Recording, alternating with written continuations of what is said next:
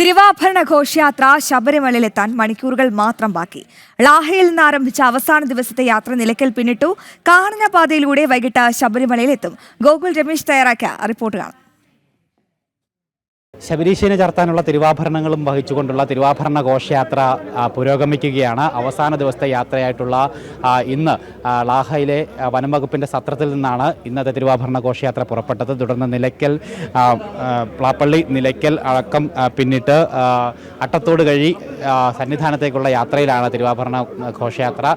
ഇന്ന് വൈകിട്ട് 5 മണിയോടുകൂടി ശരംകുത്തിയിൽ തിരുവാഭരണ ഘോഷയാത്ര എത്തിച്ചേരും. അതിനുശേഷം ശരംകുത്തിയിൽ വെച്ചുകൊണ്ട് ആചാരപരമായിട്ടുള്ള സ്വീകരണം തിരുവാഭരണ ഘോഷയാത്രയ്ക്ക് നൽകുകയും ചെയ്യും. അതിനുശേഷം സന്നിധാനത്തേക്ക് ആനയിക്കുന്ന തിരുവാഭരണ ഘോഷയാത്രയെ 18-ാം പടിക്ക് മുകളിൽ വെച്ചുകൊണ്ട് സ്വീകരിച്ച് തന്ത്രിയും മേൽശാന്തിയും ചേർന്ന് ഏറ്റുവാങ്ങി ശ്രീകോവിലിനുള്ളിലേക്ക് കൊണ്ടുപോകും. തുടർന്ന് ശ്രീ ശബരീശന് ഈ 1-ാമത്തെ പേടകത്തിലുള്ള തിരുവാഭരണങ്ങൾ ചാർത്തിയാണ് ഇന്ന് വൈകിട്ട് ദീപാരാധന നടക്കുക. ദീപാരാധനയ്ക്ക് ശേഷം നട തുറക്കുന്ന വേളയിലാണ് പൊന്നമ്പലമേട്ടിൽ മകരജ്യോതി ദർശനം തെളിയുക. ഒപ്പം ഈ തിരുവാഭരണ ഘോഷയാത്ര അത് കടന്നുപോയ ആദ്യ വഴികൾ മുതൽ ഇങ്ങുവരെയുള്ള എല്ലായിടത്തും വലിയ ഭക്തജനത്തിരക്ക് തിരുവാഭരണങ്ങളെ കണ്ടു തൊഴുവാനായിട്ടും സ്വീകരിക്കുവാനായിട്ടും ഒക്കെ ഉണ്ടായിരുന്നു.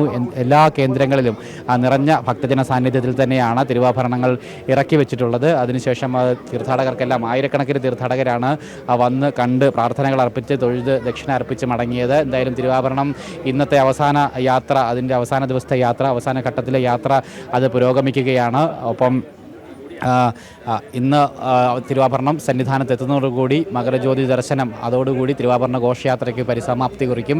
ഇന്ന് മുതൽ 20-ാം തീയതി വരെയുള്ള ദിവസങ്ങളിൽ, 19-ാം തീയതി വൈകുന്നേരം വരെയുള്ള ദിവസങ്ങളിൽ ശബരിമലയിൽ അയ്യപ്പന് തിരുവാഭരണങ്ങൾ ചാർത്തി തന്നെയാണ് ദർശനമുള്ളത്. തീർത്ഥാടകർക്ക് ദർശനം ലഭിക്കുക.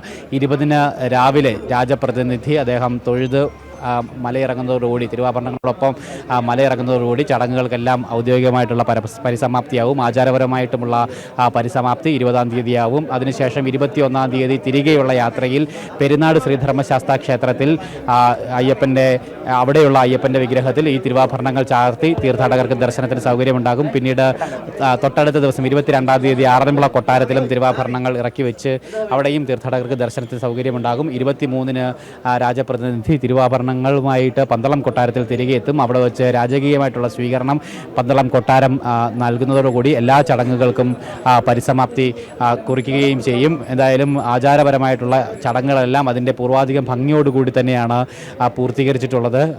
പന്തളം വലിയ കോയിക്കൽ ശ്രീധർമ്മശാസ്താ ക്ഷേത്രത്തിൽ നിന്നും തിരുവാഭരണ ഘോഷയാത്ര ആരംഭിച്ചത് മുതൽ തന്നെ ചടങ്ങുകളെല്ലാം പൂർവാധികം ഭംഗിയായി തന്നെ നടന്നു.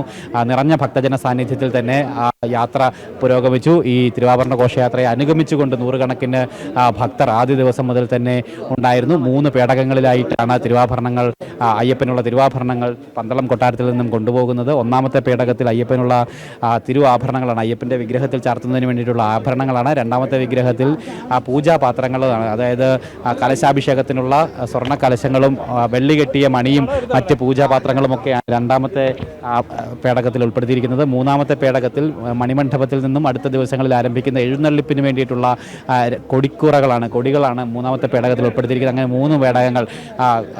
മരുതുവന ശിവൻകുട്ടി അദ്ദേഹമാണ് ഗുരുസ്വാമി. അദ്ദേഹത്തിൻ്റെ നേതൃത്വത്തിലുള്ള തിരുവാഭരണ പേടക സംഘമാണ് തിരുവാഭരണങ്ങൾ ശിരസിലേറ്റിക്കൊണ്ട് ഈ ഘോഷയാത്രയിൽ മുന്നോട്ട് പോയിക്കൊണ്ടിരിക്കുന്നത്.